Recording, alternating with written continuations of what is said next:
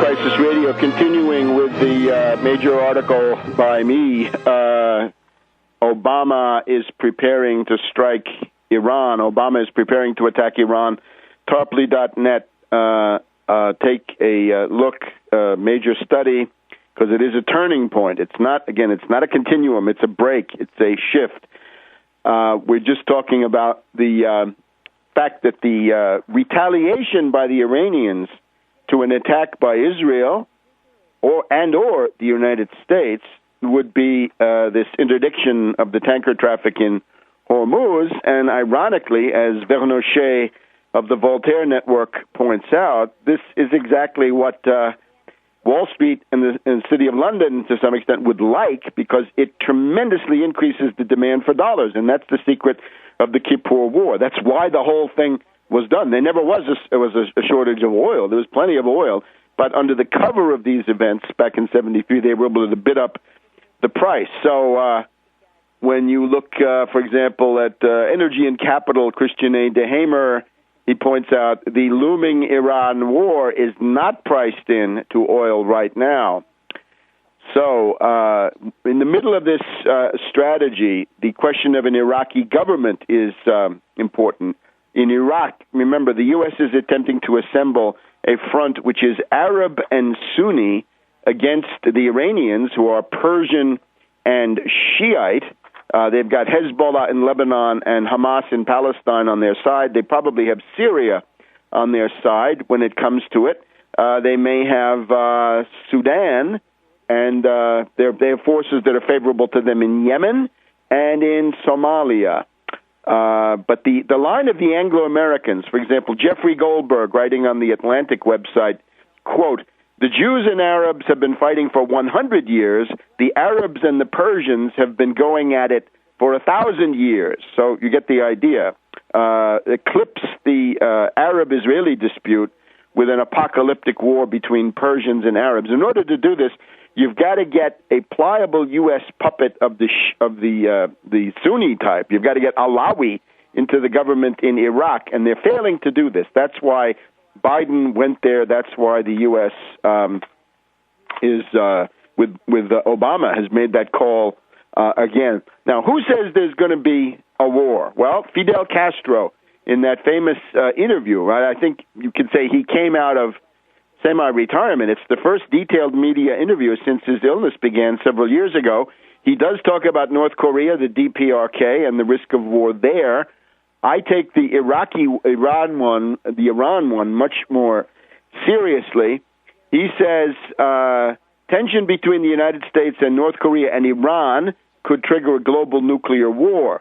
Castro warned that an attack on Iran would be catastrophic for America. The worst for America is the resistance they will face there, which they did not face in Iraq. We also have July 11th, former Prime Minister of Malaysia, Mahathir Mohamad, saying that the United States, it's only a matter of time before the war criminals in Israel and the United States launch another war of aggression once Iran has been weakened by sanctions. We've got Senator Chuck Robb and former NATO Deputy Commander Charles Wald issuing a call. It's an editorial in the Washington Post of July 9th saying sanctions will not work, deterrence will not work, we must prepare military strikes on Tehran's nuclear and supporting military facilities.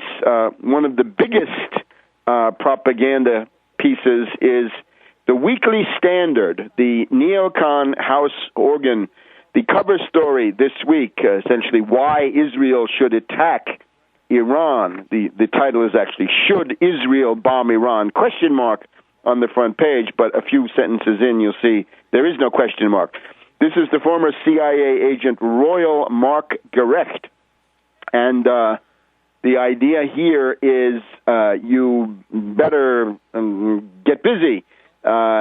Interestingly, he takes a swipe at Brzezinski. Quote from Royal Mark Gerecht in the Weekly Standard. The Israelis should get busy and attack, essentially. He says, the Obama administration might fume, but it is hard to imagine the president, given what he has said about the unacceptability of Iranian nukes, scolding Jerusalem for too long.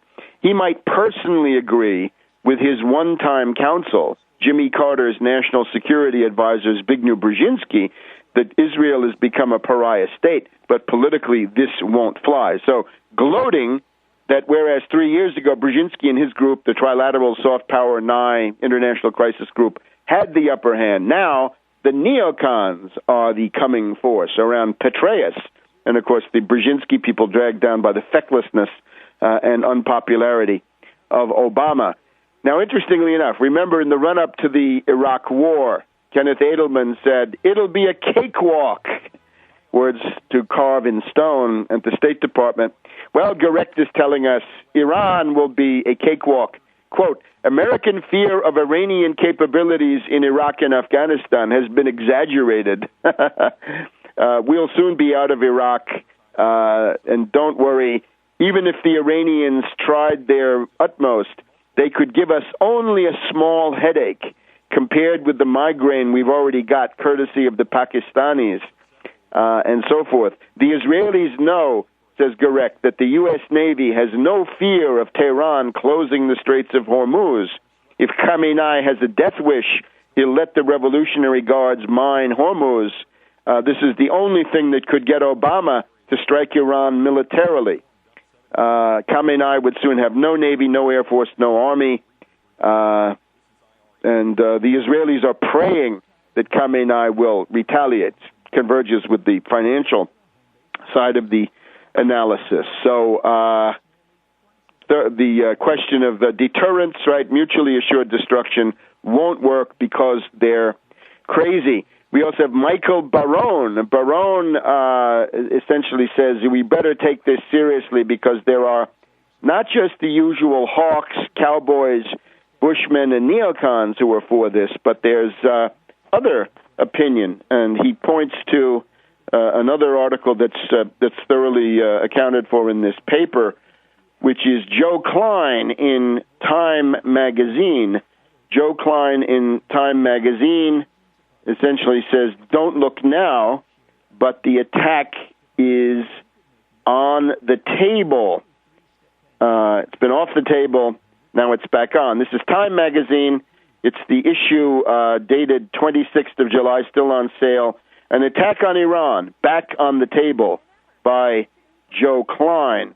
Quote, intelligence sources say that the U.S. Army Central Command, and that was Petraeus until a couple of weeks ago, the U.S. Army Central Command, which is in charge of organizing military operations in the Middle East, has made some real progress in planning targeted airstrikes, aided in part by the vastly improved human intelligence operations in the region.